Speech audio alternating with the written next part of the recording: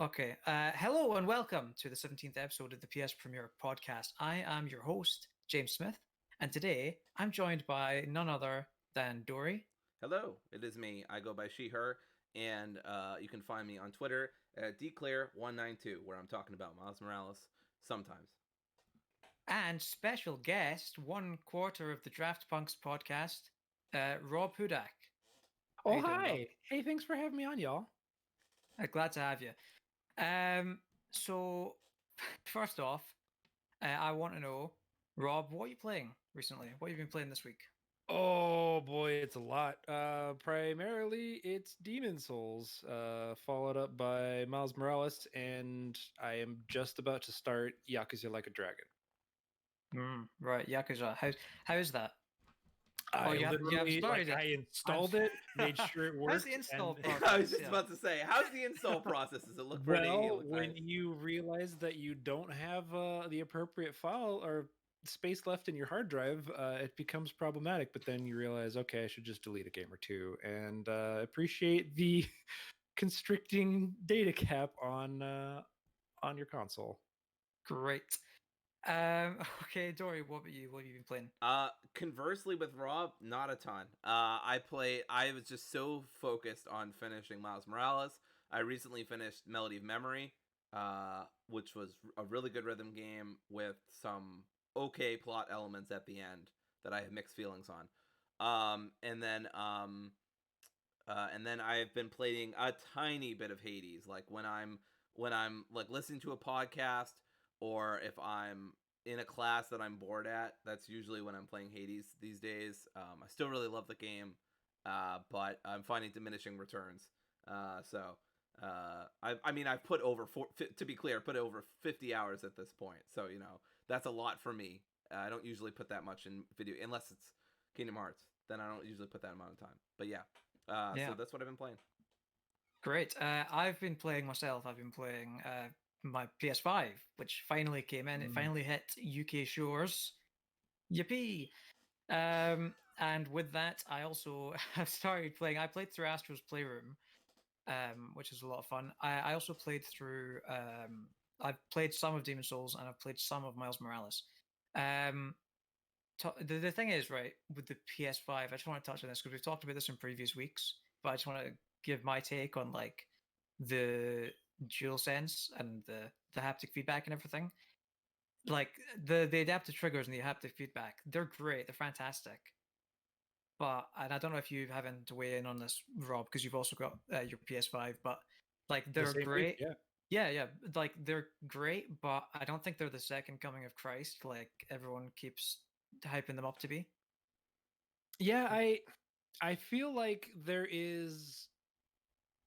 there's an immediate reaction to grasping onto something a little bit, in this case kind of literally, of something that represents the what PlayStation specifically is doing for their next gen. And the eh, the running joke right now is kind of like, oh, DualSense is the HD Rumble.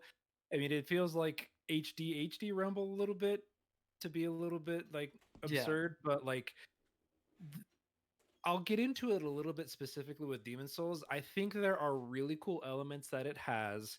I feel like perhaps the wider gaming journalist rounds are a little bit more uh, excessively positive on it, but it's got some really cool things going on for it. And I think so. I played a little bit of Astro's Playroom too, and I fired up the PlayStation to make sure it worked right. And I want to definitely dive into that and see what it has to offer. It's cool, and I think the kind of the persistent narrative that I think is going to be important to keep in mind moving forward is how games utilize it moving forward. Like from a third party perspective, I mean, the first party perspective, I don't doubt that it's going to be leaned into a little bit, but it's more like the Call of Duties, the Assassin's Creed Valhalla's moving forward in the years to come, to like if they feel like it's worthwhile for them to invest resources in that. And Yeah, and I'm like that's curious the how it thing. goes. Like I've already seen like Assassin's Creed Valhalla doesn't have Mm. support for the triggers, Right. which is Right. I'm kind of worried that's like a sign of what's to come. Yeah, But at the same potentially. time, like as cool as those things are, like there's that one bit in Astro's Playroom where you're in that sort of ball that you have to move with the touchpad and you're rolling over this rocky terrain, and it's like it's just this incredible visceral feeling of like moving over this terrain. But that sort of feeling I think comes from an amalgamation of stuff like 3D audio, the triggers, and the haptic feedback, and just Right. sort of everything used in combination. I don't think that's because Absolutely. I don't think those features are incredible on their own, but it's sort of like, and I think that's like the whole appeal of this new generation for me anyway with the PlayStation 5 is it's great, but it's great because of all the things that sort of used in combination. Right. Yeah. I agree. And Um, I think real quick on the Astro's Playroom and like the 3D audio and all that. I think that what's great about Astro's Playroom is it is, yes, it's a tech demo for that, but it is the bludgeon of implementation. Whereas I think what's really going to be important is like the really small, subtle use cases, sorry, of it that make it interesting. Yeah, and like I don't think it'll be a case where you boot up a game that uses it really well and you're like, whoa, this is so cool. I think it's more something that people will get used to, Mhm. and then it'll just make the experience more immersive, sort of without Totally. you even realizing it. But yeah, I've also been playing Miles Morales, so I want to talk a little bit about its photo mode, Oh yeah. because you know It's time for me, the Smithy hour. it's it's no, it really is incredible. Like I've said it a couple times, like it should be illegal for photo modes to have this much depth. Like you can change, you can go. They have a separate menu for lighting. You can add 3 separate light sources of your own, and you can even completely nullify the ambient lighting and the world lighting from the sun and everything. So like you can, and yeah, if you can do stuff like silhouettes really easily with that, and you can set like you can just darken everything and then set up your own really specific lighting, and just it's like having a photography studio, in the Yeah. palm of your hands. It's I was incredible. I was gonna say, I made mention of this to you in private, but specifically, like, I think if anyone's gonna really kick the tires really well on photo mode, I think it's someone like you, because you really put it through the paces of like creative representation of the palette that's available in all of those options. I've experimented with the photo mode briefly in like Demon Souls and glanced at it briefly in Miles, and it's impressive. Yeah. I'm actually like, I feel like I want to dive into a lot of those tools now, whereas like previous games I didn't feel as inclined. Yeah, Yeah, and like I do feel like it gets more fun when they add to Hmm. use it when they add more features. yeah. I mean, Totally. I was the opposite when I was playing Miles. And it's really a really simple reason why I felt more disinclined towards photo mode. I only took like 4 or 5 photos throughout my whole playtime. And it's just there's no shorthand button. You have to pause the menu and then go into photo mode. And I know it's such a simple Mm, thing, but just adding that extra click makes me so much less likely to take photos. And it's, I'm sure it's outstanding, but photo mode has never been a big thing for me. Even in Ghost of Tsushima, which objectively just has an amazing photo mode. I took some photos here and there, but I don't know. I start getting overwhelmed with options really easily, and then I'm just mm. like, I want to go back to the smashy smash and the slashy slash. So, and Ghost of Yeah. Well, Tsushima. So, good point of order.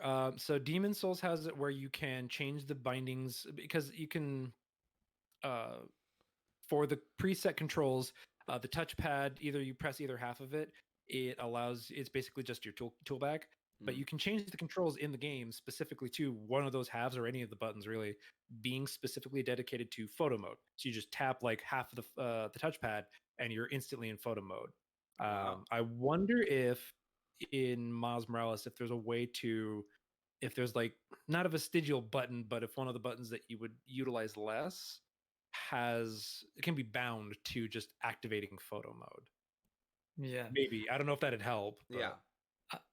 I'm not sure. I am curious though, Dory, since you've been playing the game on PS4, does it have all the same options for photo mode Yeah, with the lighting? that's one of the things that was really talked about on Twitter was that it basically has all the look. All you're getting on the PS5, and I think this is awesome, by the way. But all you're really getting is that you can do 30 frames per second or 60 frames, fidelity or performance, and you have faster load times. And honestly, PS4, its load times are not shabby. I think the most I think I looked at my phone for about 10 seconds or something, and before I knew it, it was already back up. And then there's that scene that they really showed off where Miles comes out of the warehouse straight into New York. That's on PS4 or PS5. I thought that was a PS5 exclusive where like there's no load screen, but you just jump right back into New York, and I'm like, what the so yeah, you're not there is a difference between the two platforms, don't get me wrong, but you're not I wouldn't be surprised to see some criticisms towards Insomniac of not making enough differences. I'm not a techie though. It doesn't really matter to me the 30 frames or 60 frames.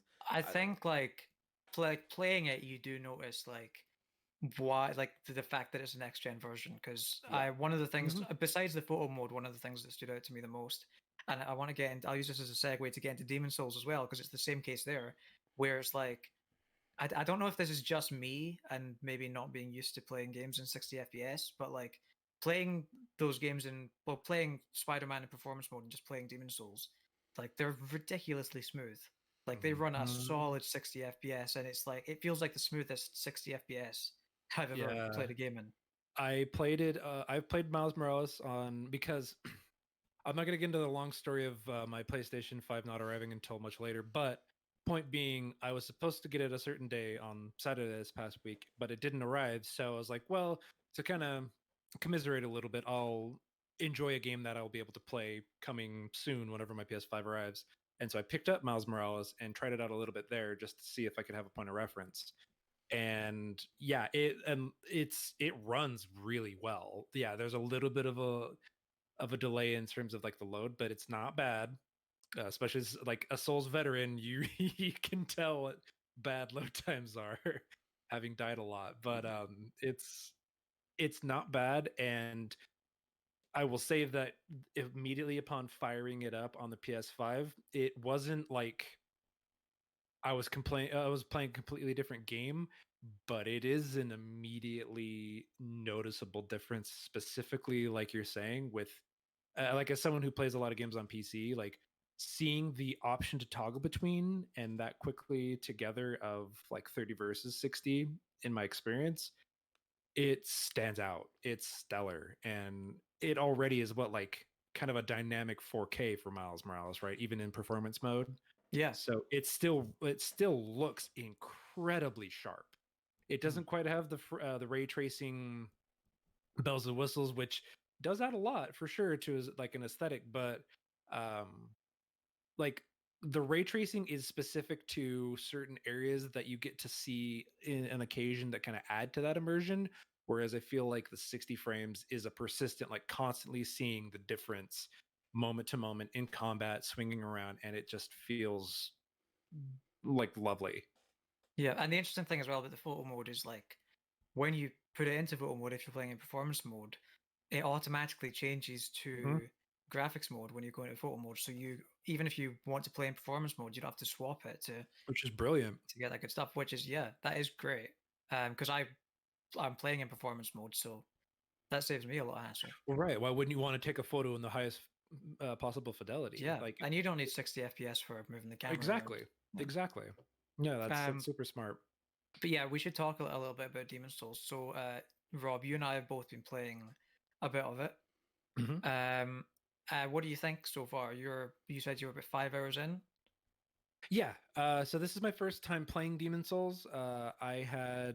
This was the one like shame I've had of the whole series. I never played this particular one because I sold my PlayStation 3 prior to being able to play it at the time.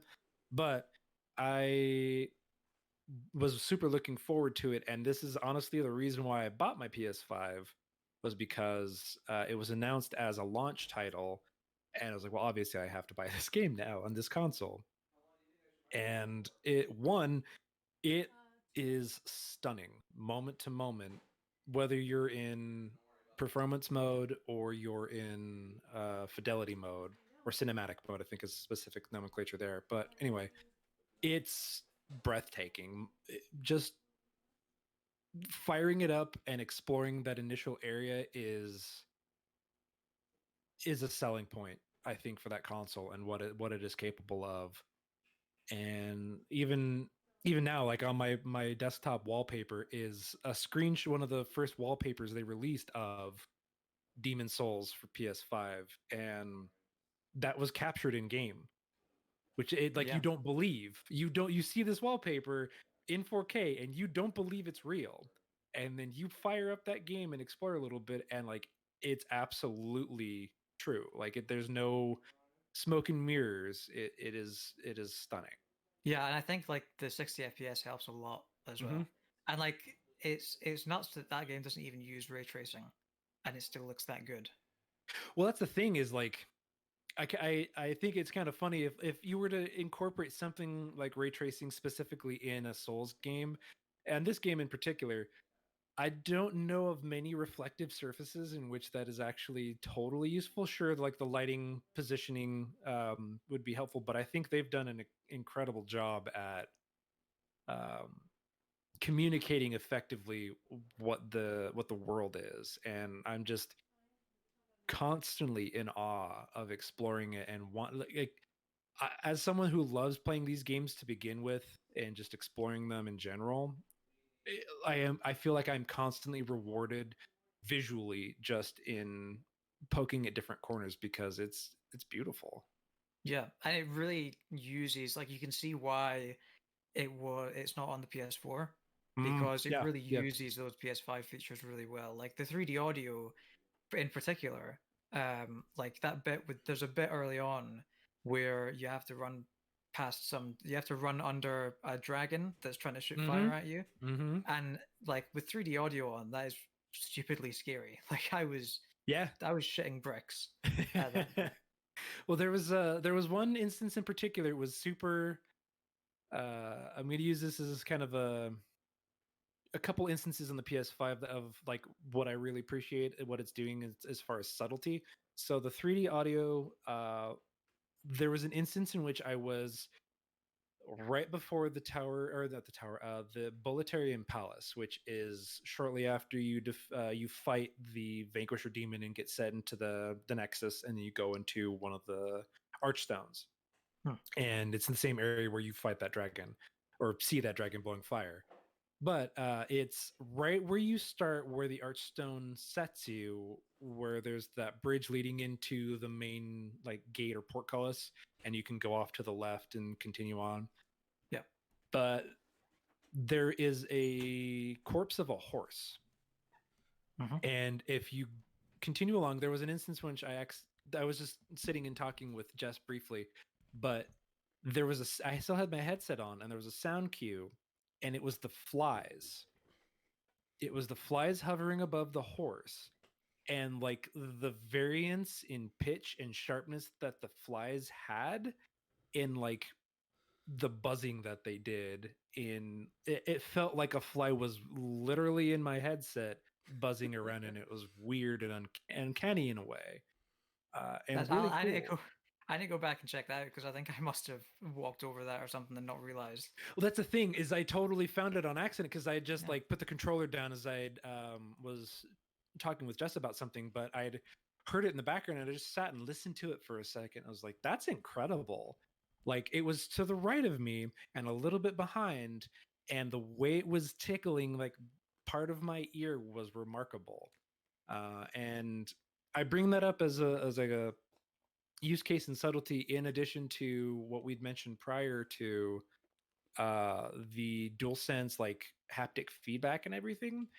So what the game utilizes in its implementation of that is with the like breaking of barrels, which is a time-honored tradition in Souls game, just rolling through crates and stuff. But it was something I noticed where like if you, let's say, roll through a set of crates or barrels, or like hit it with a sword, the vibration would pulse in such a way, relative to your position. So if like you smacked it and turned around, the controller would change its positioning of vibration to where that occurred, which was weird. But also the way it like there's an initial strong pulse, and then like the subtle buzzing that it does toward the bottom of the controller, toward where your palms would rest. It's super faint, but I think that's the style of subtlety in the haptic feedback I want to see more of. Yeah. As I think that is super, whereas like Astra's Playroom is like in your face about it, you almost wouldn't notice it in that. And like even having something like an Elite 2 controller, Sekiro doesn't do quite the same thing like that. This Yeah. is And that's the this thing, like yeah. you were saying before we started recording that like Sekiro was the best combat in a Mhm. From Software game. And like I agree with that, but at the same time, like playing Demon Souls, I feel like I like this more just because of how satisfying it is to use the weapons and everything in combination with the DualSense and how it utilizes Mhm. that. Yeah, I could totally see that. And that's I will say part of that is because you're now experienced with what FromSoft games have to offer in seeing the best and seeing what they're trying to accomplish with their combat. I still think Bloodborne to me is like the perfect encapsulation of their combat, but in a lot of ways, their for the most part, outside of Sekiro, their games haven't really changed. And this is, well, yes, this is a Blue Point remake. It's, from every account I've seen and understood, this is like a 1-to-1 as far as like timings and weapon styles. It's just they added a little bit more to the animations, but in conjunction with something like the dual sense, like it provides better feedback to what you want to experience with like colliding a sword against a corridor when you're using like a two-handed sword and you're in a narrow corridor, and like you feel the scrape of it against the wall and you're like, oh, this is too big for that, I probably shouldn't be doing it this way. And I think you're right, and like the controller adds a little bit of that. Yeah, definitely. Speaking of like the animations as well, I feel like From Software games in general, at least the ones I've played, they've been a little bit sort of I don't want to say they've not had good animation, but They're like stiff. they're stiff. That's the word I'm looking for. They're Yeah, stiff. they're quite stiff. I feel like that's not the case with this Demon Souls remake. I feel like that Yeah, lends itself. It's a lot more fluid, and totally. that lends to that feeling of like, wow, this game really looks incredible. This is something else. You Yeah, know? yeah, absolutely. And I think the 60 frames persistent adds a lot to that, because having played Sekiro on PC and always having the 60 frames, um, like you get such a better feedback and reaction to engaging with the combat, and timing is better.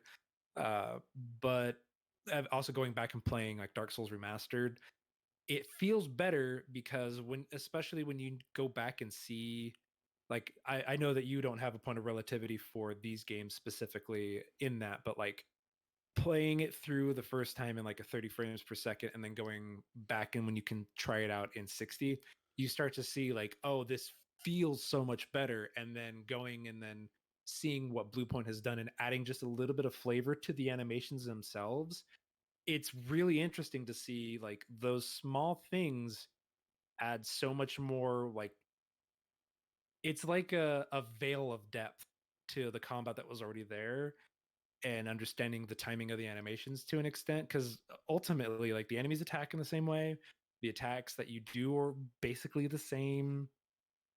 It's just certain things are ever so slightly tweaked, specifically in a lot of the like the backstabs and the parry animations. They added like, I think it was 5 per weapon essentially. There's like like one-handed parry, two-handed parry, backstab, or one-handed backstab and two-handed backstab, and then something else. But it's impressive. It's not Yeah, what I was expecting at all for the attention to detail that they added, but it has a and lot. I guess that's probably why everyone really wants a Bloodborne remastered or Bloodborne on PC so they can get that 60 FPS. And Yep.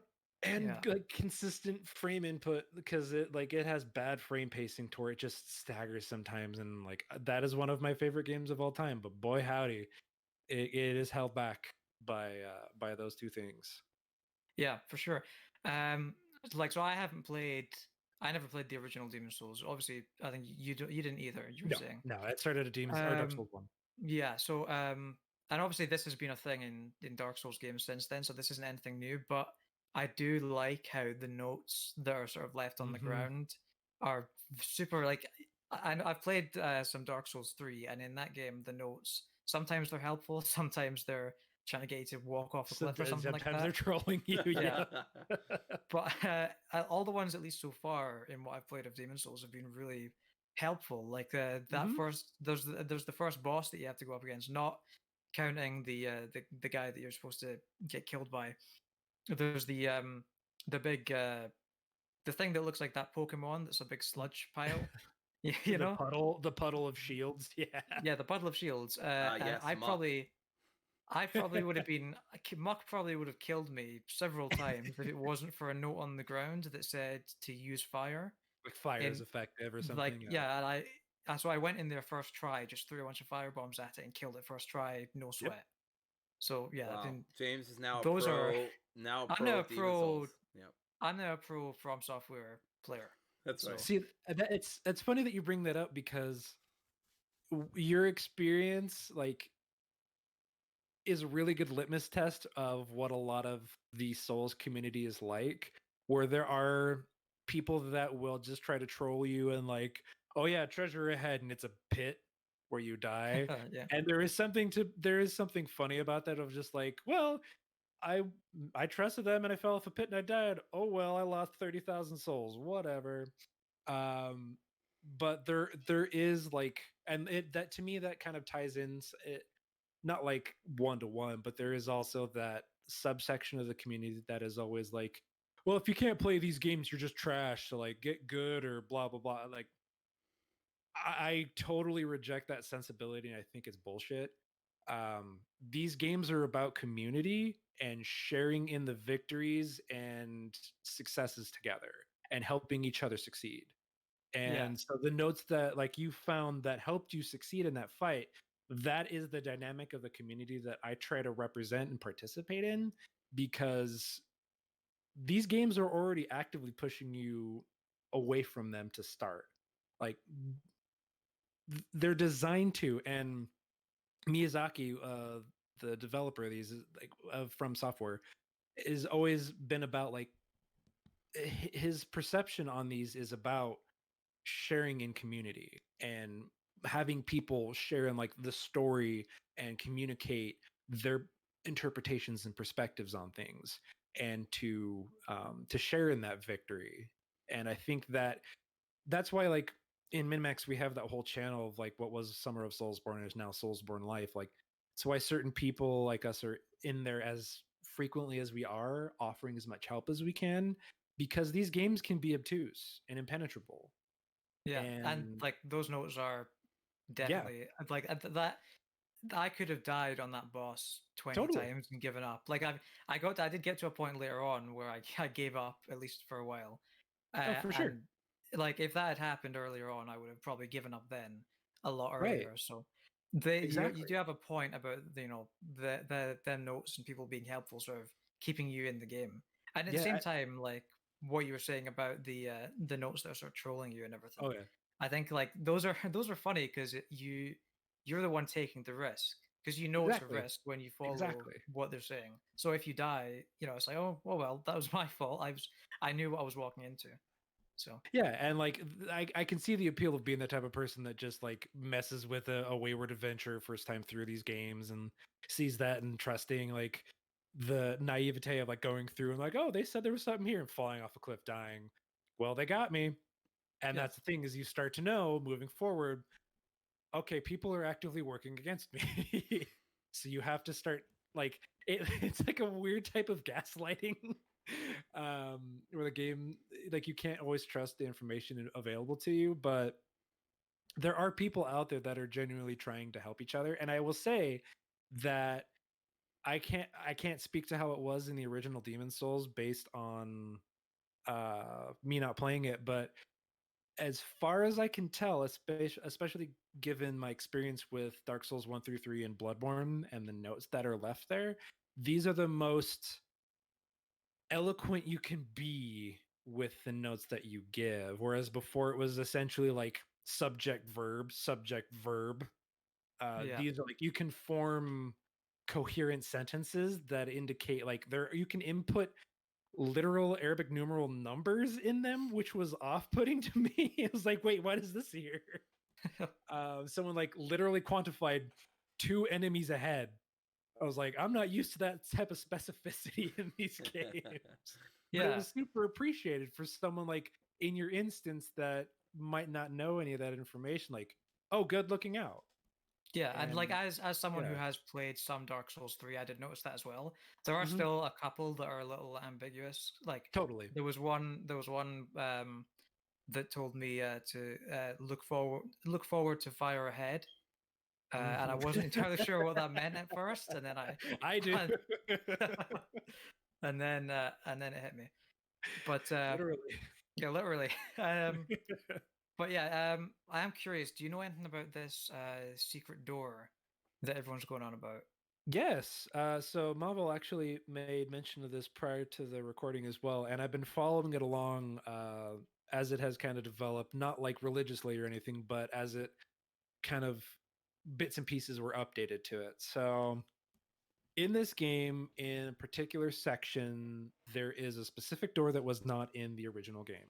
It was added with the remake, and so this caused the community, specifically people that are really good at breaking sequences. In particular, the person is a Twitch streamer named Distortion12. I want to I think say it's Distortion 2. Distortion 2. Okay, he's notable for having found a lot of different bugs and shortcuts and kind of hacks, specifically like Sekiro for speedrunning.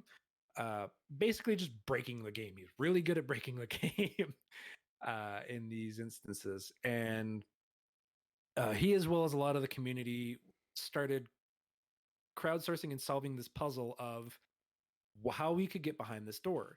They utilized the photo mode, another useful tool, to see on the other side of the door and kind of glitch through it a little bit, and saw that there was what is colloquially referred to in the Souls community as a glowy or a shiny. It's just a glowing white beacon on top of a corpse, essentially, typically indicating like an item like a sword, armor, or a consumable. Hmm. So they cracked the code, essentially what was tied to these ceramic coins.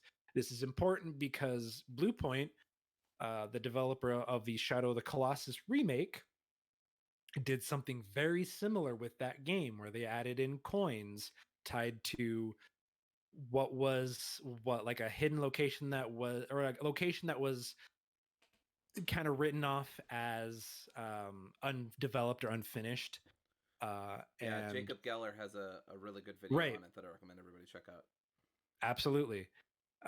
So they included these 26 ceramic coins, and what's really funny is, as an aside, if you tried to duplicate the coins, which was like is a common glitch attempt, these types of games, if you tried to duplicate the coin, it turned the item from a ceramic coin into a broken coin. So they were aware of this potentiality and like actively punished you for it, Wow. which is Okay. just mwah. But if you got to 26 coins, and the way to get these coins is super in keeping with the spirit of Demon Souls and Souls games in general, is super esoteric and tied to world tendency, which is a whole other component of this game. Basically, like actions that you do have an impact on whether or not the game is harder or easier, and certain people will populate and certain things will show up. So these coins were tied to the world tendency, and the community dug in and found all 26, and found that what was behind you turn it into a staple of the series, which is a crow. which is on brand.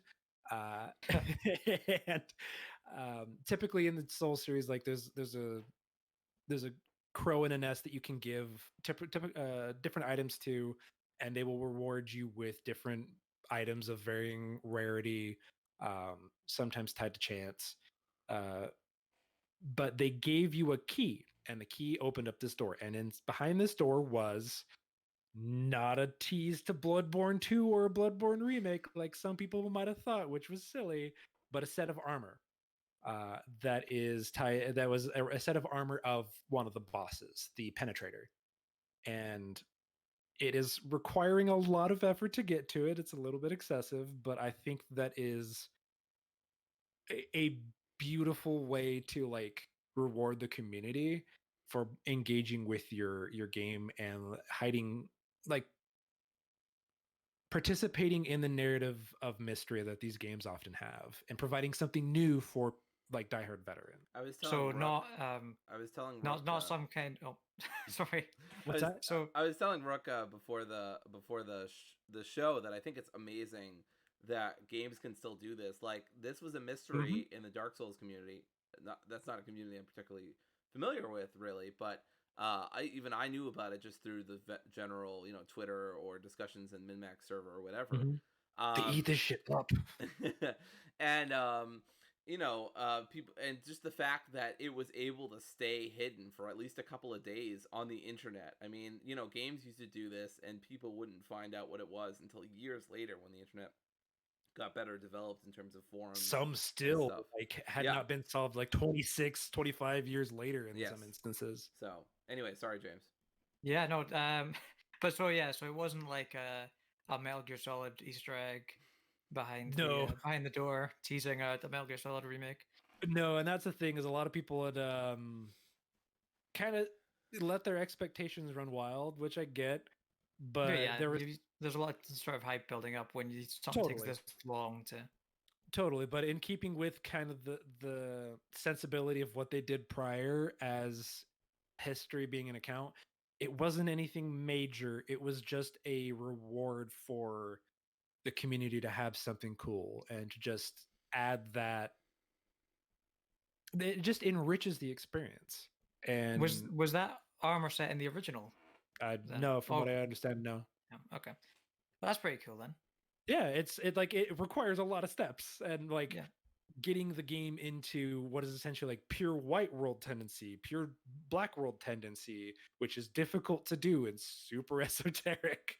But like, now there will be guides in how you can accomplish that. And like, we live in such an interesting age where you can, it lasted a week, but that's kind of an eternity in an era of that type of mystery. Yeah, and true. I'm the type of person that lives for that stuff, even if I'm not always the one that's participating in them. I had made mention of this to Dory prior, but the Destiny 2 like Corridors of Time one, that was one. I use it as an example of like, there are certain studios that continue to make these types of community puzzles and mysteries, and I love them.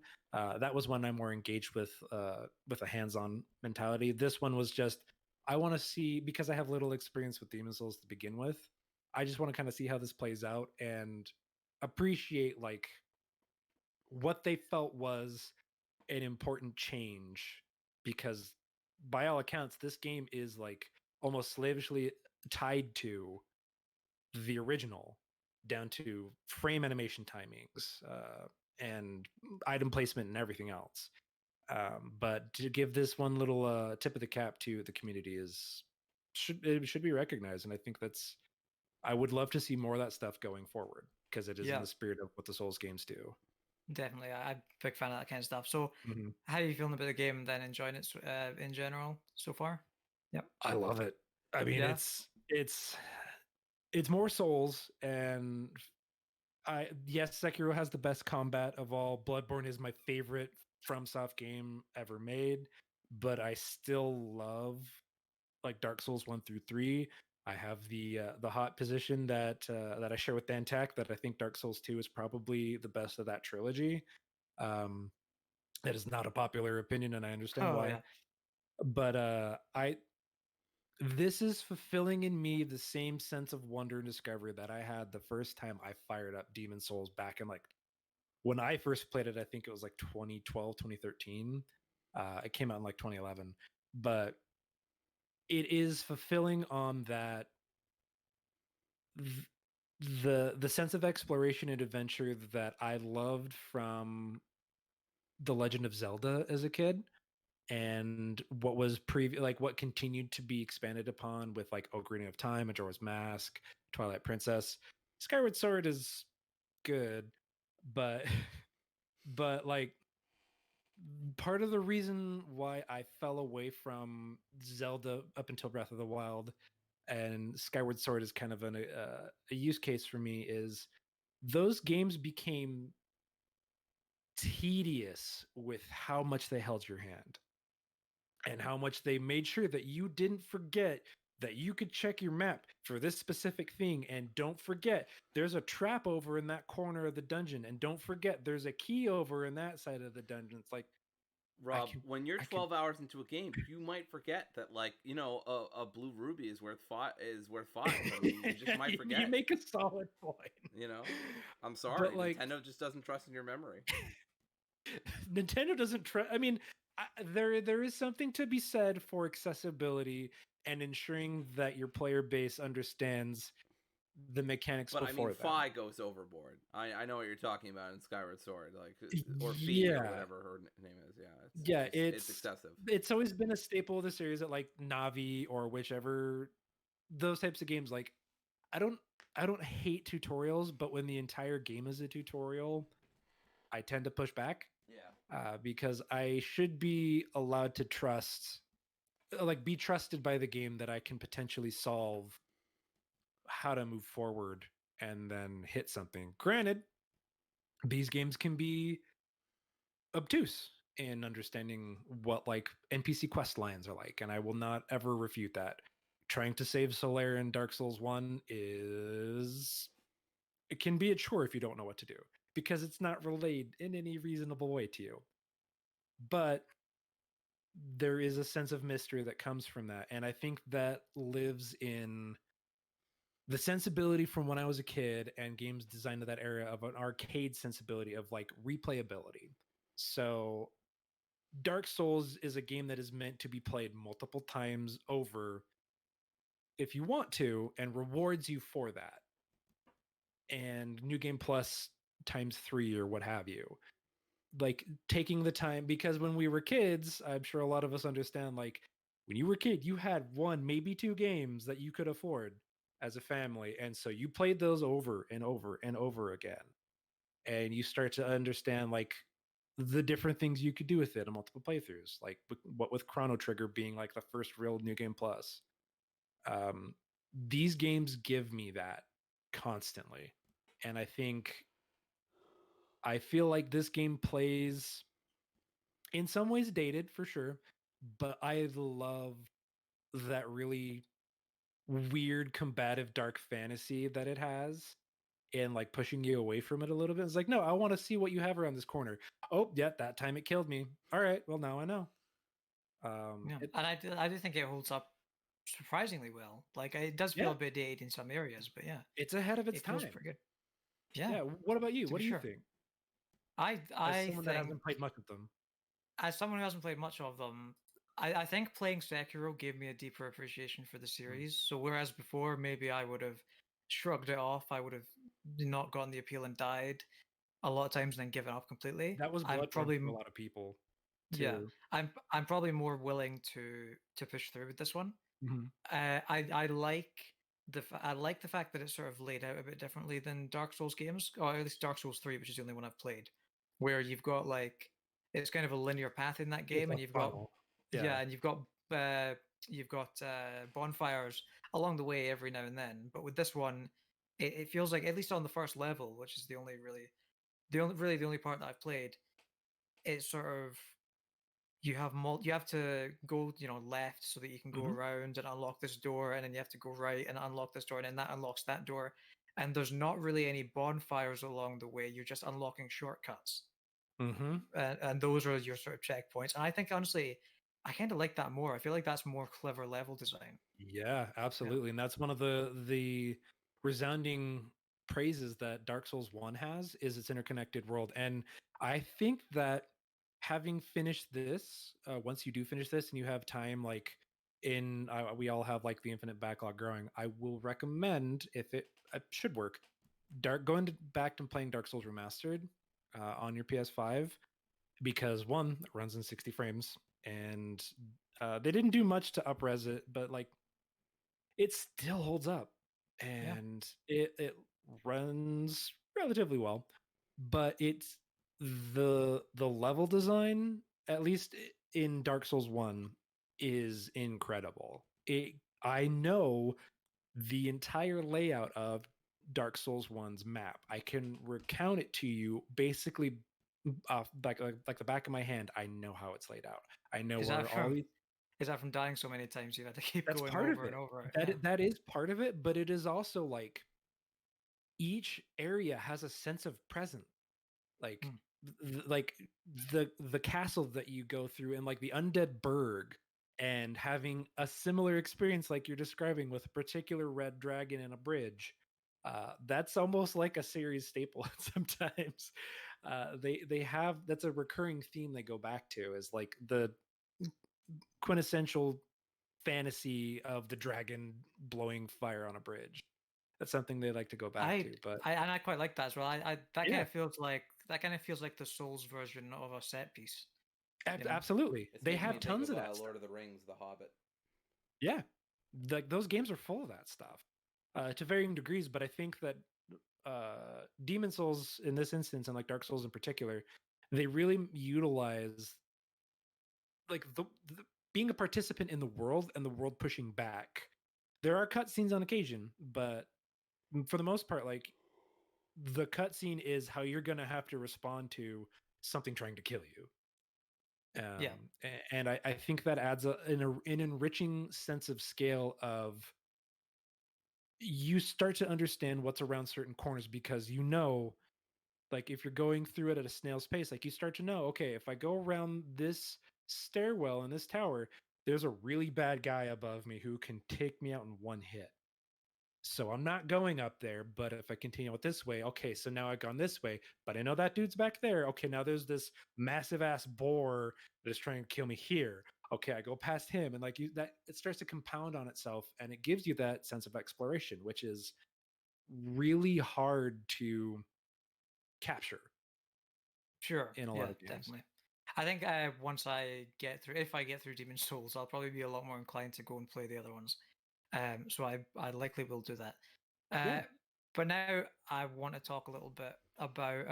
Well, I want to start off with this. So, you guys in the US, the price of new games has increased to $70. Yes, sir. Now, they've also increased in the UK to £70. So they used to be $60 in the US, and they've gone up to $70. They used to be £50 in the UK, and they've gone up to £70, which is a bigger Ooh, leap. yeah. Now, like, I'm usually not. I try to stay positive about this kind of stuff and not complain too much. But I've been pretty vocal about the fact that I don't like this, because they seem to have failed to account for exchange rates um, since it's 70 and 70. Jim Ryan said in an interview with the Telegraph this week that he considers £70 to be a fair price for PS5 games. The Telegraph is I believe, a British news publication. It is. I Because that kind dude of has so much money, he doesn't. It's like, yeah, what is it, exactly. $10 for a banana? That's what I was gonna say. I feel like he only thinks £70 is a fair price because he's the one getting the money. Rob, Right, what's know, a it's banana fair worth for even, him. right? $11? I mean, come on. What's a single banana? Yeah, Arrested no, Development. Anyway, absolutely. yeah, no, I mean it's totally out of touch. Out of touch rich guy says that a certain amount of price is fine for everyday normal people. Like Focus testing indicates that this is a fair, like, we fuck we you, dude. we quizzed 5 incredibly wealthy individuals, and they said that this was a really fair price. It's like no, like James says, for example, you're not going for exchange rates at all, so you're screwing over other countries, and then Right. I mean, like, of course you think it's fair. Like, A, you're getting paid for it, and B, you're not suffering for it. You know, there's a larger It's issue here detached. that they keep raising the cost to match the fact that they keep raising production costs as well. Mhm. Or they keep raising the price to match production costs, but it's a never-ending chase, right? And I don't even think that the price of these games is ever going to match how much they're like, God of War or Last of Us Part 2 or anything. Like these games are Right. incredibly expensive to make. They're like Hollywood level, I'm pretty What sure. was the Square Enix figure for Marvel's Avengers? The threshold that they cost, what it cost them to make, and how much they made back on like I don't a remember. Marvel property? They made 60% back Oh wow. Wow. of their. It was like jaw That's droppingly bad. Yeah. that's tough. Yeah. Especially considering like that game got pretty good reviews in the end. Yeah, and like it had lots of. I haven't played it myself, but like the consensus was buggy as hell, was not finished, but it seemed like it was rushed out to capitalize on like the end of a generation, laying the foundation for the next generation, and like just in time for like the holiday rush of games coming out, like just And beating that barely. yeah, and like it came out. No wait, It was September, right? I was gonna say it came out quite close to Endgame, but I keep thinking Endgame came out this year, but it was last year, wasn't it? It's still lingering with us just based on Yeah. the impact it Sure. had. But yeah, I mean, like the £70 price point. Like, if I was somebody who didn't have to buy everything at launch, it would be fine because I would just wait for sales on everything, and then stuff like The Last of Us Part 2 that I really wanted to get as soon as possible.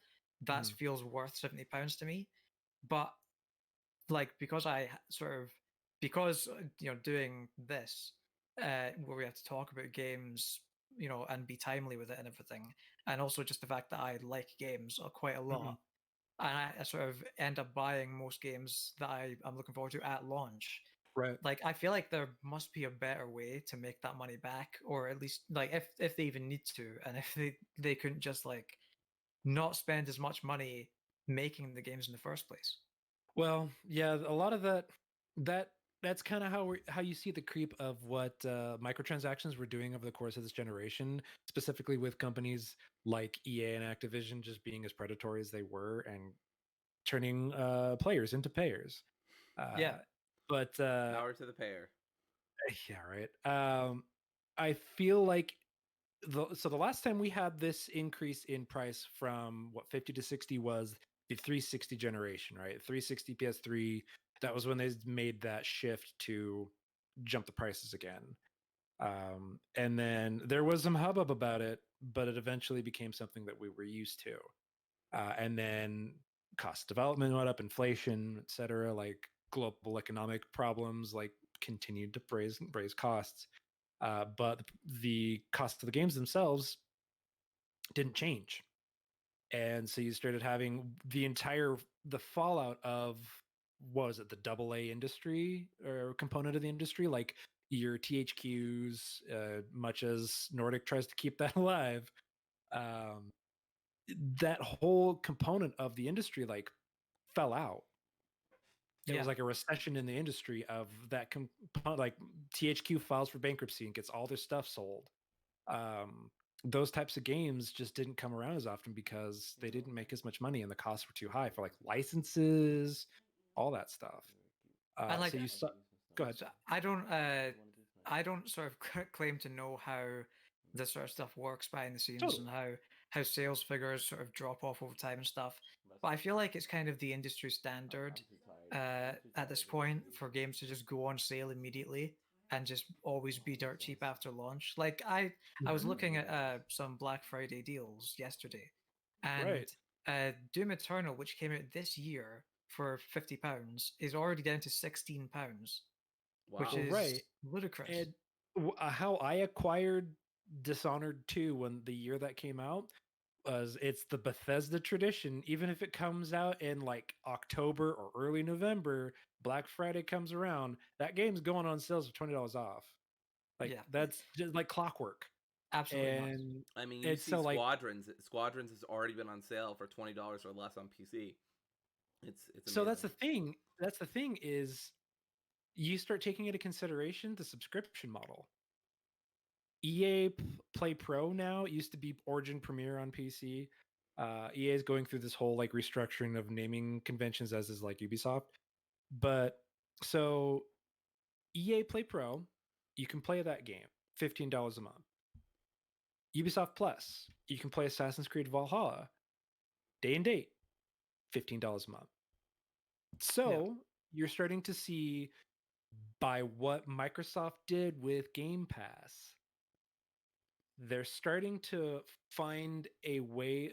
As far as I can tell, I'm not an industry analyst, but like seeing the decisions that they're starting to make based on like how quickly they're making those sales, they can afford to, it seems like, make those sales more frequently or early on after the release tail, because for certain games, because they're making that money back on the back end from the subscription model. Yeah, And it I does think that feel is like helping to it, feel it it out. it does feel like we're heading in that direction with Totally. subscription models. But then you have to worry as well, like, is that sustainable? I mean, I know this is a bit like it's a big topic, isn't it? Like, Right. are subscription models sustainable? Because what Netflix is in a bunch of debt and everything, and people are thinking, how long can that last? Like, Right. you're spending so much on these, are you getting all that money back? And I Right. like, Jim Ryan, I think, came out a while ago and said that he doesn't think that the subscription model is right for PlayStation and all that, like the Game Pass Even though model. they're literally doing it.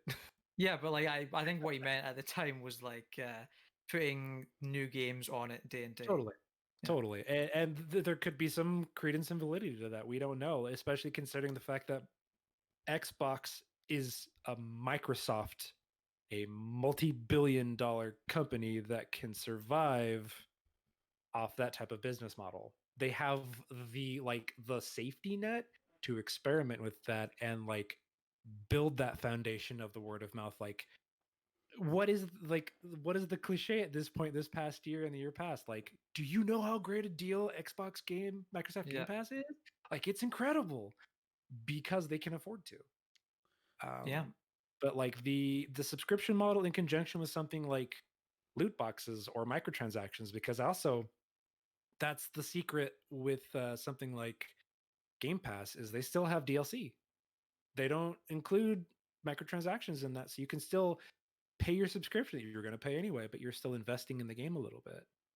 True. And it's smart in certain capacities, but yeah, we don't know like what the length of that tail is for sustainability. And that's a really good point to bring up, is like we have to keep that in mind.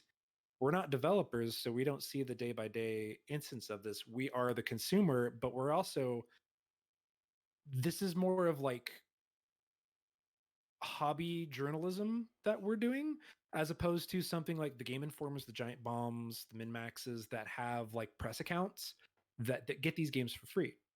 So when you make mention of like, I don't understand why this isn't being made mention often, is like it's not impacting them. So people in our position are, specifically in yours too, that are impacted the most with that inflation jump with this generation going $20 up as opposed to our $10 up.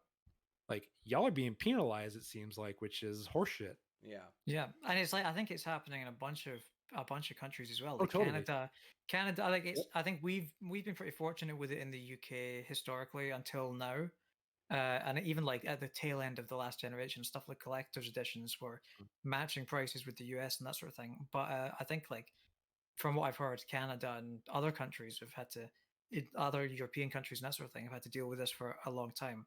Right. But yeah, it'll be interesting to see how those sort of business models develop, whether the price stays at 70, whether the sales start going down, so they start dropping the prices again, or maybe they price things differently and create a new tier of game in between like AA and AAA.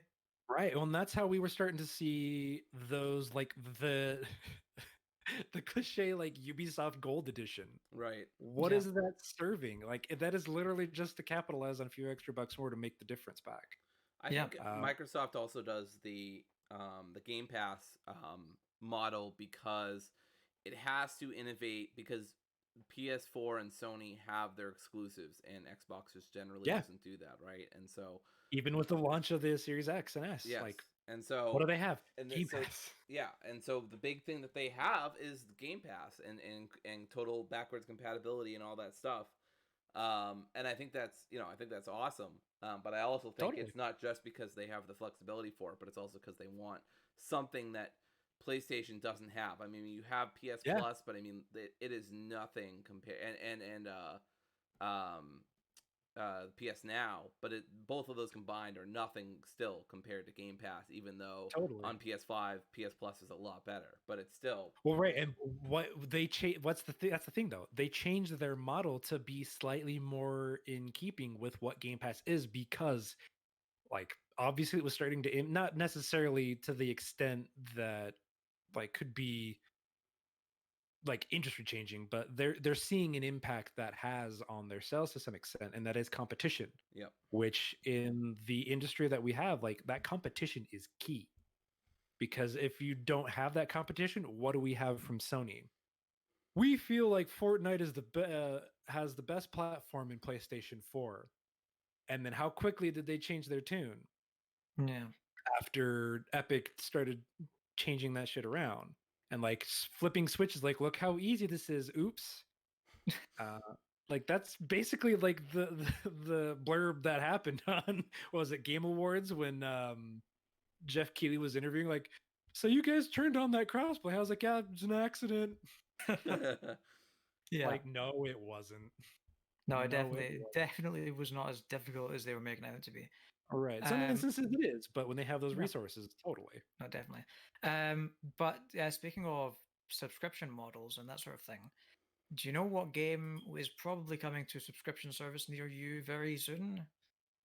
What would Any that be? guesses? That Well, would platform. be Godfall. Oh, yep. Because it's well, I don't want to say I told you so, because historically on this podcast we've been sort of a bit negative towards Godfall in the lead up to its launch, but yeah, it fell into the 60s on Metacritic. I just wanted to bring that up quickly. Yeah. Were you? I mean, Rob, were you interested in picking up Godfall at all before? So from the beginning, from the moment that game was revealed until the reviews hit, I knew that that game was going to, as I mean, like everyone did, like the people that had like their eyes on the industry and have seen this cycle repeat. That is a launch ass game. Yeah. Now, that doesn't mean it is necessarily a bad game. It is not pushy, like it is not noteworthy. It has potentially some things going for it. It is used as a showpiece for potential hardware capabilities, but that doesn't mean that it has any particular soul or essence to it that is worth the word of mouth acclaim. And that is a game that upon seeing it, was like, I'm not gonna drop like, I'm sure shit not dropping $7 for the new console price point for games. Like, fuck that. Yeah. But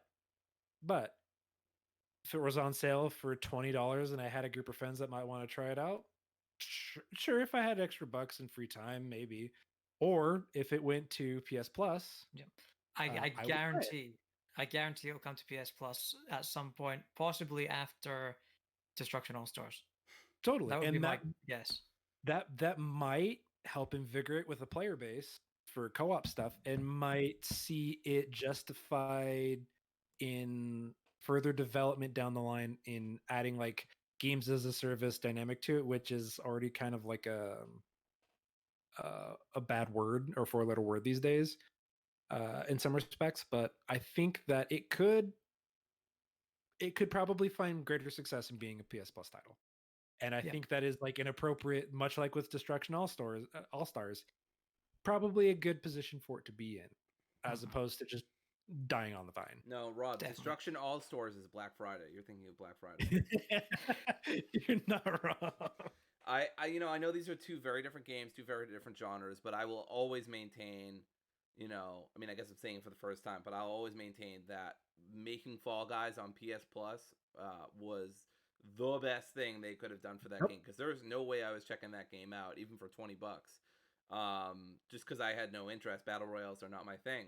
But everyone and their mother was playing it, and even their mother's mother. And I was like, you know what, this looks fun. And like, I didn't play it a bunch, certainly is not as much as I think James did, but I enjoyed it, and I had so much fun laughing and like getting knocked around the whole place. I mean, I never even won, which is world's smallest violin, but it was the best thing they ever did for that game. So I think if they put Godfall on PS Plus, it'll only be a good thing for Godfall, probably. Totally.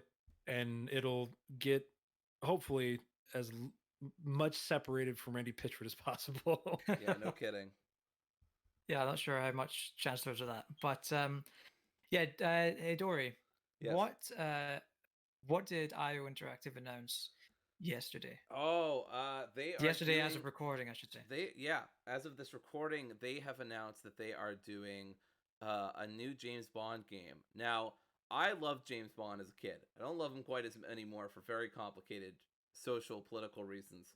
But those are like comfort food movies. Like I remember watching those with my uncle when I was younger, really enjoying them, especially the ridiculous Pierce Brosnan movies that were just absolutely arcadey and nonsense. And so they've announced a new, and of course they're the studio behind Hitman, which is kind of what James Bond does. Kind of, it's adjacent. Yeah, like if there was ever a studio that I would choose to make a James Bond game, it would perfect. Probably they would be up there. Yeah, there's this thing in the movie like one of them called perfect casting. This is like it's like Insomniac making Spider-Man. Yeah, it's one of them sort of dream IP matchups. Yeah, it just makes sense. But yeah, have you guys played many James Bond games? There's been a ton of them. Not recently, but so many. I played a lot of GoldenEye as a kid. I'm not a huge GoldenEye fan, or no, sorry, James Bond fan. I like some of the movies. I like the Daniel Craig films. I think those are good. Pierce Brosnan is fun and goofy.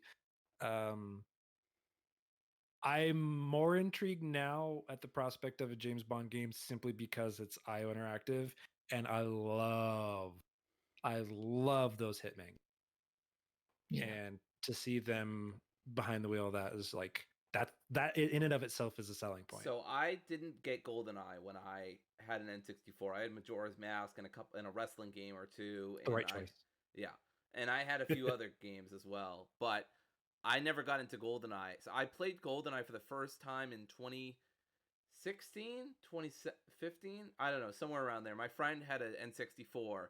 And so we all got some pizza. I played it with him, his partner, and one of his friends who was over. And we all just had pizza and played GoldenEye. And I gotta tell, that game is still fun. Screaming my head off, like, no, I don't want to die, no. But why'd you pick Odd Job? But my favorite James Bond game, and it's the only one I ever played as a kid, but I freaking love this game, is Everything or Nothing. That game was phenomenal as a kid. It had racing, it had the gadgets, it had stealth, it had good gameplay. Even for its time, it got a lot of 8 out of 10s. It was on the PS2. I played that all the time. I played multiplayer. They had a multiplayer. I played that with my uncle. I freaking loved that game. And it was so good. Obviously you have all the problematic aspects of James Bond, like the Bond girls, and I mean, just James Bond's general profession is kind of, iffy if you think about it. Governments send out spies to kill other people with very little extrajudicial oversight. But anyway, let's not think too hard about it. It was a very good and fun very video handsome. Game. Yeah.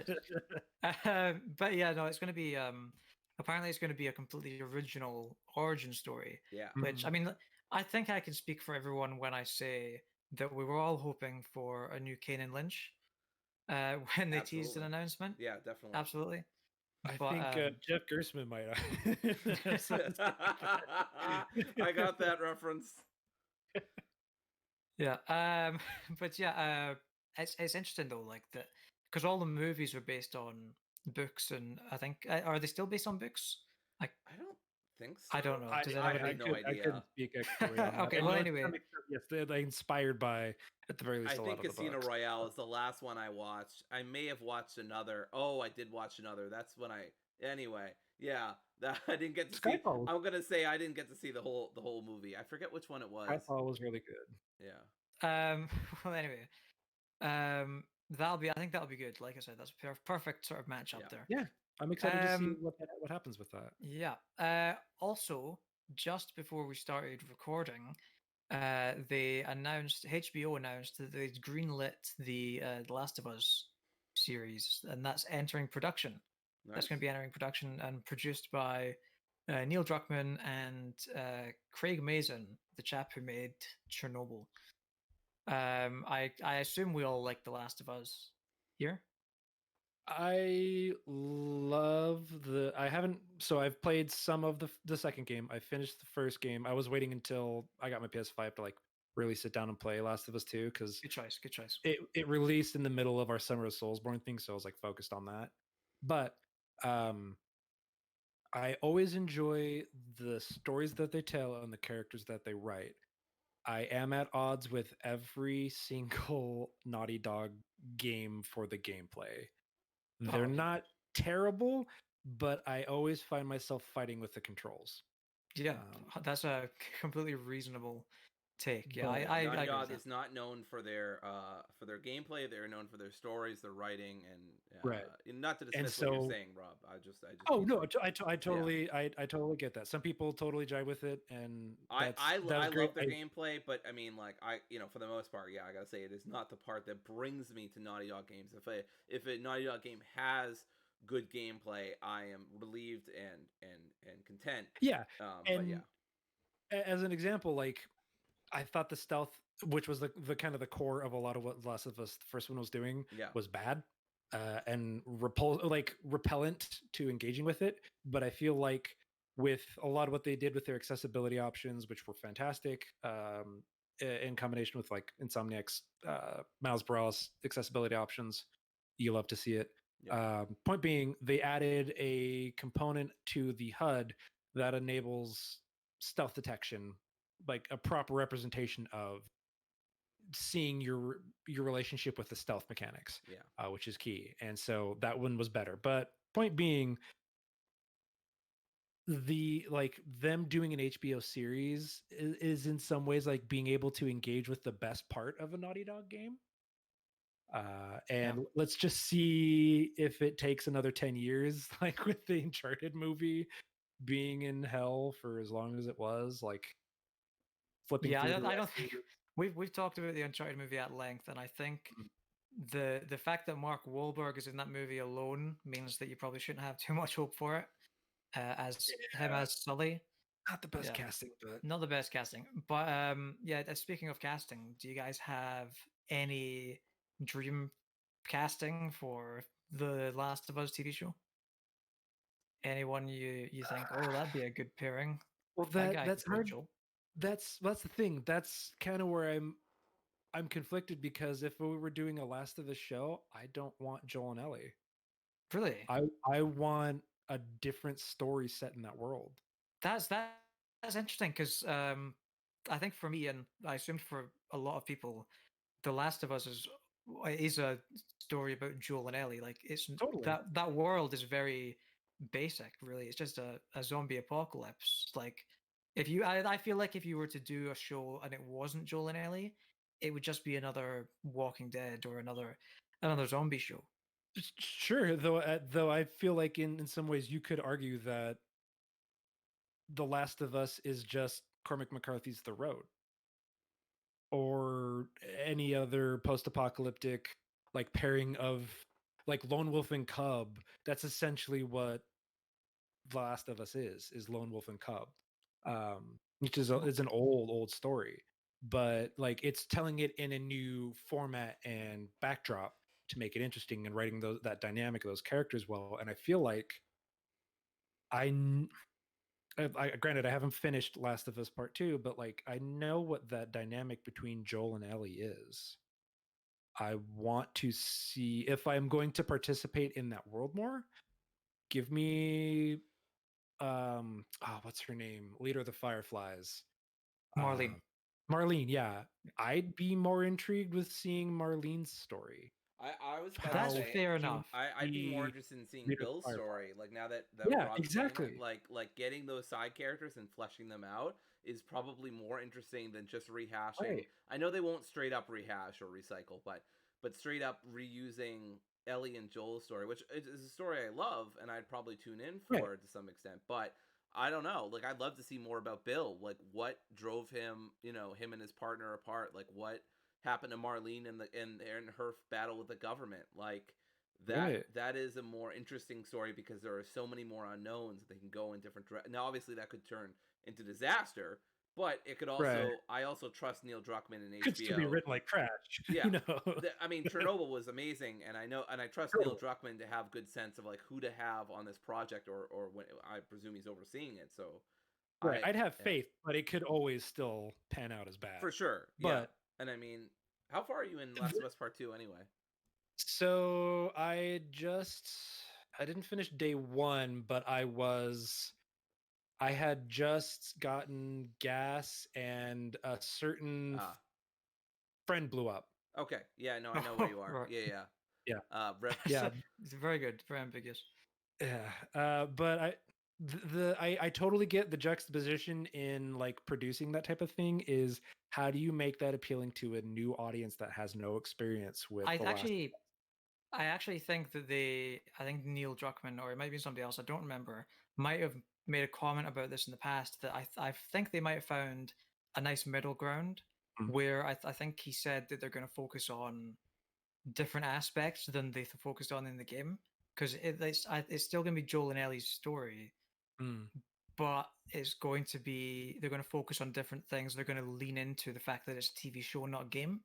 Right. Which I think is very smart. So it's going to be the same. I assume it's going to be the same story, but told differently. So it very well could be the fact that it's Joel and Ellie, being used as like a vessel to go and meet all these different characters that you want to learn more about, and learning more about them in every episode. I mean, there are whole months in The Last of Us 1 that you don't get to see because they're just traveling. So it's literally canon that we don't know what happens certain time. I mean, they made a whole DLC, Left Behind, based on a gap in time, which is excellent.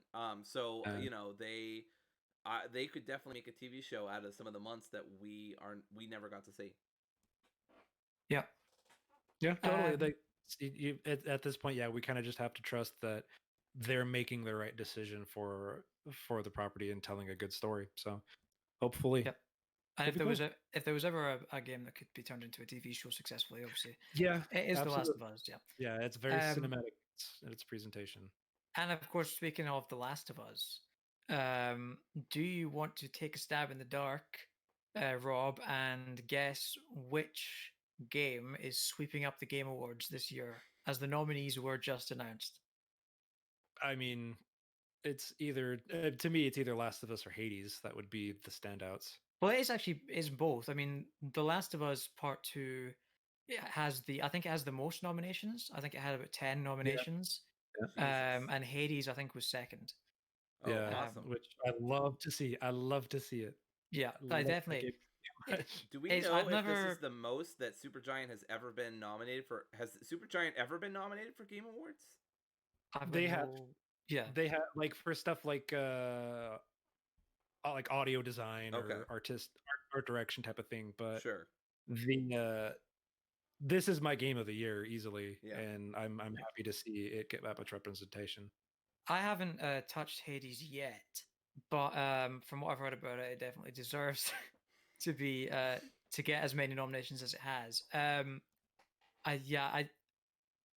think I'm looking at the Game of the Year nominees here, and I'll read them out to you. So it's Animal Crossing: New Horizons, Doom Eternal, Final Fantasy VII Remake, Ghost of Tsushima, Hades, and The Last of Us Part 2. Now, having not played Hades, is the only one of these I've not played. And Dory, I know you're going to disagree with this. I think this list of Game of the Year nominees is perfect, except for the fact that Ghost of Tsushima is on here. Incorrect.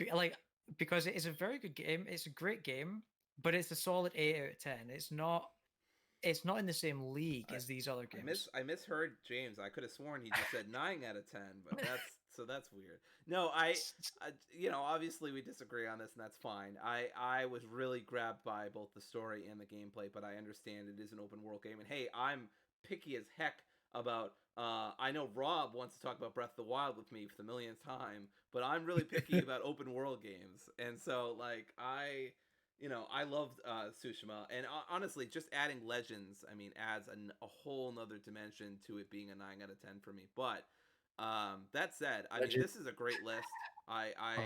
You know, I think pretty much. I mean, the only game I haven't played. I'm pretty proud to say this.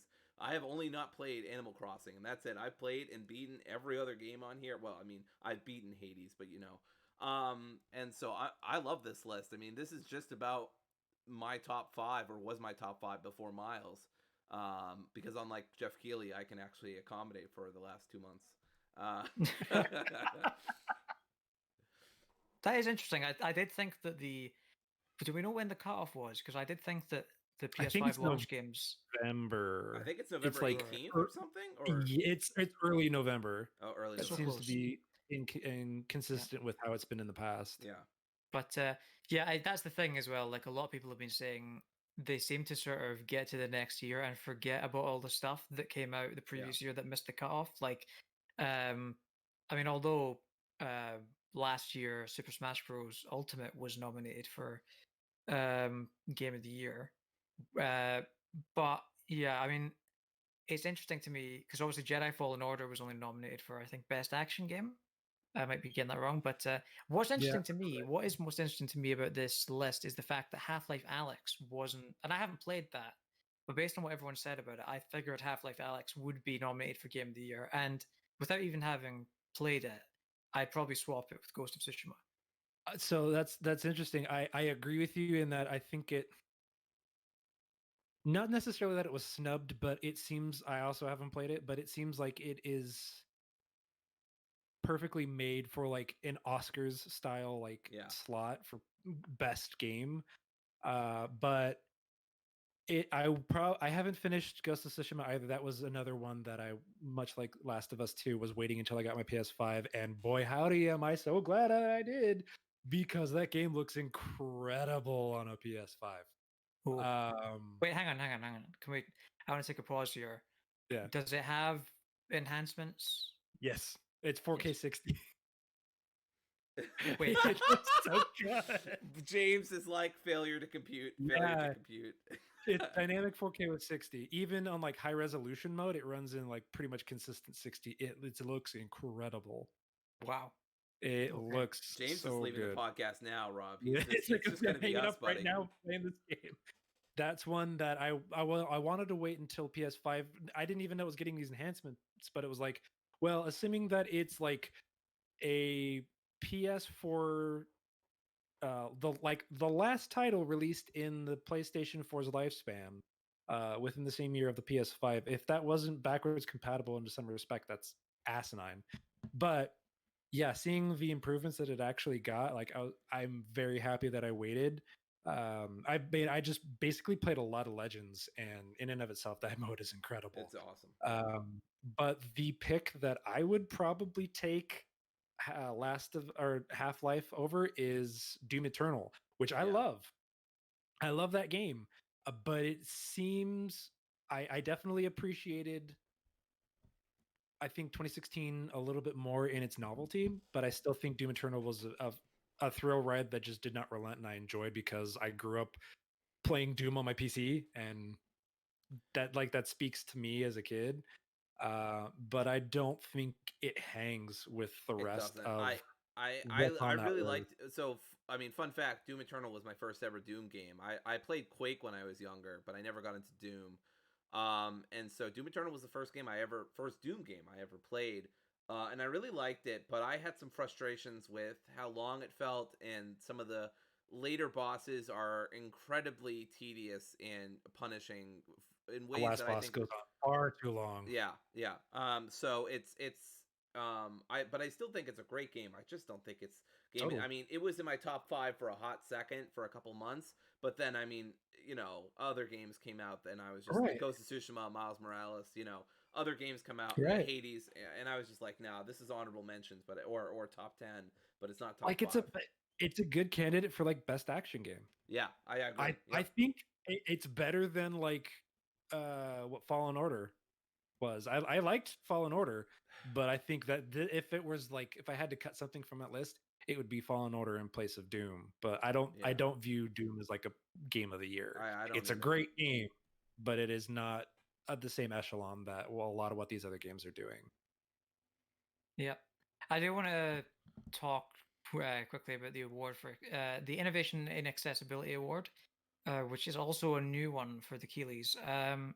So they've got for this one, the nominees are Assassin's Creed Valhalla, Grounded, The Last of Us Part 2, Watch Dogs Legion, and Hyperdot, which is a game made by a friend of the Minmax show, not friend of the show, maybe friend And of the show. Can we say he's a friend of the show? I mean, I've played with Charles before. Sure, he's I was friend of the gonna show. say, like, he's a legendary Ghost of Tsushima Legends player. That's right. And He's a sure, made by legendary Ghost of Tsushima Legends player Charles McGregor. But yeah, so that's a good award. We've talked about it before a little bit, but yeah, I remember hearing a bit about Grounded and that sort of settings for accessibility that it had. But I think The Last of Us Part 2 is probably going to sweep this, if I'm being honest. Having not played Watch Dogs Legion, Grounded, or Assassin's Creed Valhalla, but The Last of Us Part 2 seems like a powerhouse in accessibility. I honestly kind of hope that when we do if we're still doing this, James, obviously we can talk about this off the air, but if we watch the Game Awards together as a PS Premiere thing, I would just love it. Like every time that The Last of Us Part 2 wins, not because I want it to win every time, but just out of a little bit of pettiness of those people who are like, you know, social justice is my politics or whatever. I just want them so bad to keep politics out of my games. Yeah. I love Call of Duty, but get politics out of my game. You know, come on. God. Metal Gear doesn't have politics. That's right. Especially Sons of the Patriots. Anyway, yeah, I really do hope there's seriously though, I really do hope there's some diversity in winning. I mean, I want Hades to win some goddamn awards because it deserves it. But I'm hoping. Yeah, I just want The Last of Us. I want The Last of Us to sweep. I think what we should do we do end up. Oh. If we do end up doing reactions to the Game Awards, I think what we should do is take a shot every time The Last of Us Part 2 wins an award. I'll take a shot. Well, either you'll end up nicely buzzed or you'll be collapsed on the floor, probably getting alcohol poisoning. One of two directions. Probably the latter. You know, I actually have an agreement with a fellow MinMax member, Amos, and he and I have this running agreement where he's like, all right, Last of Us Part 2 can win Game of the Year if Final Fantasy VII wins Best Original Soundtrack. And I was like, you got yourself a deal. So I mean, Final Fantasy, this has been an incredible year for soundtracks. Yes. Yeah. I mean, yes. just like between Doom Eternal and Final Fantasy VII Remake alone, not even counting like The Last of Us Part 2, which is also phenomenal, and Ghost of Tsushima, which is also very good in some places. I would argue Miles as well. Yeah, Miles. So interestingly enough, with Miles, like the original Spider-Man, I feel like I might be alone in this opinion, but with Spider-Man, I wasn't a fan of the soundtrack in that game. I thought it's definitely fitting, but it was also very generic and unmemorable. I agree with you. Yeah, I agree with you 100%. I feel like they've remedied that with Miles. It's like it's a very similar soundtrack, but it has that extra sort of style on top of it. They've definitely made it more engaging. I didn't have a strong opinion on the soundtrack. I liked it, but you're right, definitely right that it definitely sounded generically superhero. I mean, it was good, but it just much like my perspective on it is much like with Miles Morales, the character, to Peter Parker. I think it has more personality and character that stands out apart more and is more engaging to me. I don't care much about Peter Parker. He's fine. Miles Morales is like one hell of a character. And I think the soundtrack fits. 100%. Before we wrap up, I just want to ask you guys, what do you think is going to win Game of the Year? I think Last of Us 2 will win. I really hope Hades does. I think that's wishful thinking. I think Last of Us Part 2 will win, and I'm okay if Hades doesn't. But I would also be okay if Hades does. How does Discord work? What'd you say, Rob? I said, how do I leave this call? How does Discord work? I'm getting How do I get out of here? How can I not be on this podcast again? It totally feels like the Oscars worthy prestige of like you mentioned with accessibility. Yeah. Last of Us probably being a strong candidate for that. I think at the very least there is no downside to Last of Us winning for that award because it shows that AAA production quality should account for accessibility in games and should be the litmus test for what needs to be done, even if they have the budget for it. I get it, but accessibility needs to be at the forefront of this medium. Yeah, for sure. I mean, 100%. in terms of being a prestige bait game, I mean, just watch the Tim Rogers review of The Last of Us, and just see how many times he says the word prestige or prestige game. Like that is absolutely what Naughty Dog is going for. If there was a game that is the equivalent of Oscar bait, it is absolutely The Last of Us and what Naughty Dog is trying to do with video games. Like they are absolutely award baiting, which I don't think is necessarily a bad thing. No. I think they make tremendous video games. It's not like they're elegy of a hillbilly or something on Netflix, right? So, But yeah, I just hope that becomes the biggest takeaway is that from that game in that respect is this needs to be a priority. 100%. We need to take into account this dynamic of the player base because like with Microsoft doing with the adaptive controller, like that needs to be prioritized. And Great. Able Gamers is doing great work. Yep, 100%. So yeah, that about wraps it up, I think. So thanks for joining me, guys. Rob, do you have anything that you want to plug before we wrap up here? Well, first and foremost, thank you for having me on. It was very kind of you, and I had a blast recording with you guys, y'all tonight. I do first and foremost draft punks. I am, like you mentioned before, 1/4 of the crew. Quarter being 3 of us: Brian or Roland as a moderator on MinMax, Travis McGahee, or J. Walter Weatherman, as we so lovingly know him as, myself, and then the rotating chair of the whichever guest seems appropriate. Right now, I think Captain Stubbs is the most featured guest, Yes, followed he up is. by potentially Greg and Alex are too. So we do that every week. We draft the things that people are too scared to. The media doesn't want you to know about the bird draft, but I'm here to tell you the bird draft is real. Birds are not, but the bird draft is. Penguins. Travis will have you believe penguins are not real. That man's a coward. We have so much fun every week, and it's a really great exercise in creativity that we have. But piggybacking off of that, tomorrow, as of the day of this recording, so it will be November 21st, I am doing for the MinMax Cross Game Informer Extra Life team. I am doing a 24-hour live stream for Extra Life for specifically the Intermountain Foundation primary children's hospital in Salt Lake City, Utah. Nice. My goal is $1,000. First milestone, if I get to $500, my beard's going off. This beautiful thing is going away. And if I get to 1,000, I'm getting the icon that they have for this year tattooed on my body. Wow. So that's the goal. For the kids.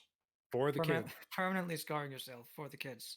I mean, I have tattoos already, and that one, I've got a few as it is. So it's not a huge deal to me. I got my first most important ones out of the way, but I feel like the reason why I decided to do that was specifically like Game Informer to some extent because it's been a foundation of my life since I was a child. But MinMax in particular this year has helped in like one, my mental health, and two, the friendships and like the community that has grown, such as PS Premiere, Draft Punks. So many things have spawned from that, and I feel like what a better way to make that a testament than on my body. So it has significance as well in that respect. So it starts at 9 a.m. Mountain Time. We will be doing a live episode of Draft Punks. Donation reward $5 if you participate in that. We are doing we already did our Thanksgiving sides episode, but we are doing what we're thankful for, and we're not doing a standard draft. We can't really draft like I'm thankful for Travis's dog Archie. I could, but I think Travis would probably be pissed. Shambles. Shambles. So we're just doing 5 things we're thankful for on that in the same type of format style. So catch that 9 a.m. to 9 a.m. Mountain Time this weekend. Extra Life for the kids. Thank you. the kids, great. So if you're listening to this, go check that out and donate. So yeah, as for us, Dory, you have a couple reviews coming. You've got Miles Morales and Kingdom Hearts Melody of Memory on the way. That's right. I've got Miles Morales in the oven. It is fresh and ready, and I don't know where I'm going with this metaphor, but it is. You that poor man. The Miles Morales review is just about done. I just got to do the voiceover. I gotta send James some clips, but hopefully it'll be up Sunday or Monday. I'm very excited about this review. It'll be spoilers, the most positive review I think I've ever written for the site, for the place, whatever, the channel. And then my Melody of Memory should be out maybe next week, if not the week after, and that'll be fairly positive as well, not without some more criticisms. If That's definitely a shift in tone from, obviously, you are known as the harshest critic in the West. Absolutely. Yeah, everyone knows. I am world renowned, James, for my critical eye towards Kingdom Hearts. My unabashed hatred towards it. Anyway, yeah, no, side note, Kingdom Hearts basically saved my life in 2017. So, anyway, so I kind of love the series a lot. But yeah, if you would like to find me on a place, I will actually be on Rick's stream at some point. I think we're doing something on Sunday. So yes, yeah. I should also clarify. I'm always good about like saying what the things are, but I never mention where you can see it. It's twitch.tv/Raven named Brooke as the Twitch channel. But yes, so we are going to be doing a send-off dance party at the end of the stream Sunday morning, and I believe both of you are going to be featured in dancing with some other notable fun people. Yes, great. Yes, definitely. So can't wait to dance. If you're looking for me on Twitch, you will find me at Declare. That's CLEYRE. 192. I was streaming Miles Morales. I streamed the whole game basically, and until I got 100%, and now I'm basically done streaming it. And then I am gonna go back to Plague Tale, finish that up, and I think I'll be starting Uncharted: A Thief's End pretty soon. I think. As I look longingly in a random direction that seems to you, but to me, I'm looking at my game covers. It's not random. Okay, well, thanks for joining me again, guys. It's been a fun few hours, and we will see you next time. Okay. Woo! Bye. Bye.